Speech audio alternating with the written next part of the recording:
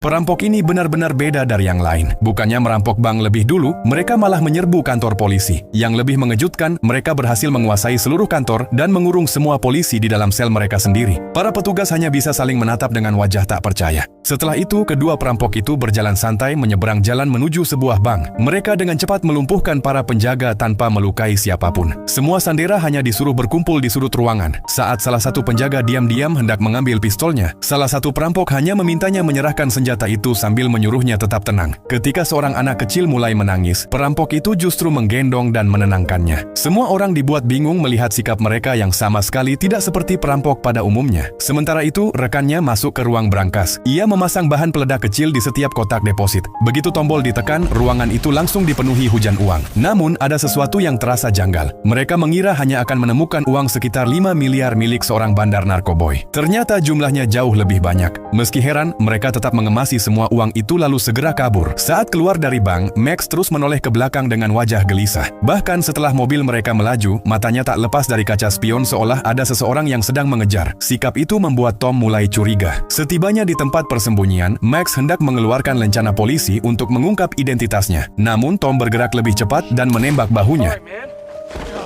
Saat melihat lencana itu, Tom langsung murka. Ternyata orang yang selama ini menjadi rekannya adalah seorang polisi yang menyamar. Namun Max juga tidak tahu kalau Tom sebenarnya adalah agen rahasia Angkatan Laut. Tom kemudian membawa uang 5 miliar itu kepada seorang kolonel sambil melaporkan identitas Max. Awalnya kolonel itu tampak tidak peduli, tetapi begitu mendengar Max masih hidup, wajahnya langsung berubah panik. Takut rahasianya terbongkar, ia segera membawa anak buahnya untuk memburu Max. Tanpa mereka sadari, Max yang terluka sudah lebih dulu mencuri mobil milik dua warga dan berhasil melarikan diri. Setelah pencarian mereka gagal, sang kolonel justru memerintahkan anak buahnya untuk menangkap dan mengeksekusi Tom. Namun Tom sudah lebih dulu menyadari ada yang tidak beres. Begitu para prajurit bergerak, ia langsung menyerang lebih dulu. Beberapa orang berhasil ditembak, lalu ia melompat ke jurang untuk mengacaukan pengejaran. Setelah itu, ia memutari mereka secara diam-diam, menyelinap ke belakang salah satu prajurit, menodongkan senjata ke titik vitalnya, melucuti senjatanya dan merebut kunci mobilnya, lalu melumpuhkannya.